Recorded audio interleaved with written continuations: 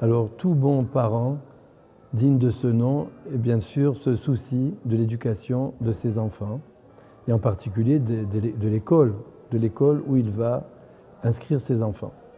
Puisque c'est quand même, bien sûr, à l'école que se joue une grande partie de l'éducation de l'enfant, puisqu'il y passe là-bas une grande partie de la journée, et en plus là-bas, il est là pour ça, pour apprendre, pour s'instruire, pour s'éduquer.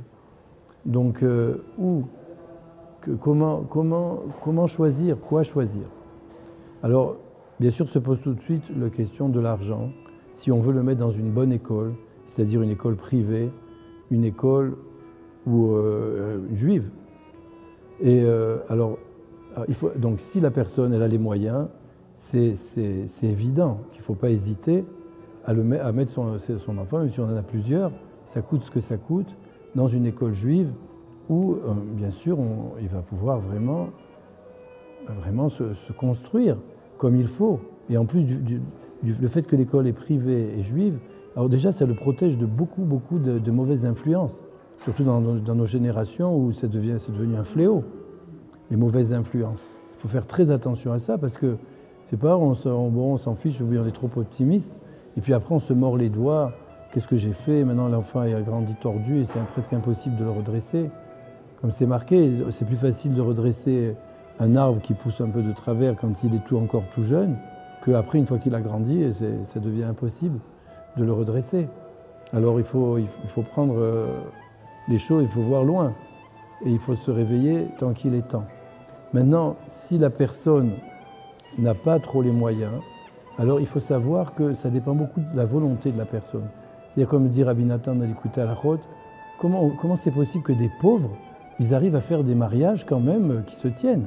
Comme ça, à l'époque déjà, il y avait aussi les mariages, ça coûtait cher, et puis c'est pas bien sûr comme nous maintenant, mais il pose la question là-bas. Il répond en disant, tout vient de la volonté des parents et des personnes qui font le mariage, ils veulent tellement que Hachem, il les aide. Hachem aide les personnes suivant leur volonté, et en espérant que ce sont des bonnes volontés. Le problème, c'est que même des fois, quand c'est pas très bonne volonté, Hachem est, si on peut dire, même contraint aussi, tellement la force de la volonté. Mais là, pour une chose comme ça, qui est une chose très bien, très importante, que Hachem lui-même, ça lui fait un grand plaisir et une grande satisfaction de voir ça, c'est sûr qu'il va aider pour arriver à faire face aux frais de scolarité. Et en particulier, il y a aussi, il peut envoyer des gens qui aident. Moi, je me rappelle que je travaillais dans une école juive en France, et je me rappelle que le directeur avait dit un jour, comme ça, on s'était réunis, et il avait dit, tiens, aujourd'hui j'ai reçu quelqu'un qui veut payer la scolarité d'un enfant pauvre pendant des années. Voilà, les parents n'ont rien à payer. Il y a des gens comme ça, des donateurs, qui veulent aider et qui pour eux c'est un grand mérite. Et bien sûr, alors maintenant, quand on choisit l'école juive, alors maintenant, entre les écoles juives, quoi choisir?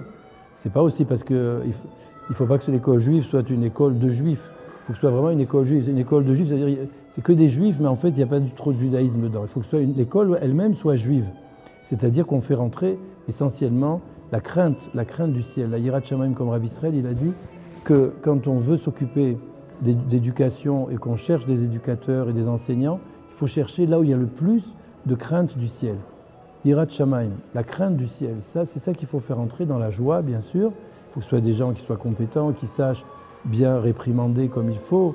C'est aussi un grand chapitre, la réprimande, et la joie, et aimer les enfants, etc. Mais il faut qu'ils aient cette crainte du ciel, et à ce moment-là, on sera content d'avoir des enfants bien, qui nous donneront beaucoup de satisfaction, et à nous et à Hachem Yitbarach, et qui permettront vraiment d'apporter de grandes bénédictions dans ce monde.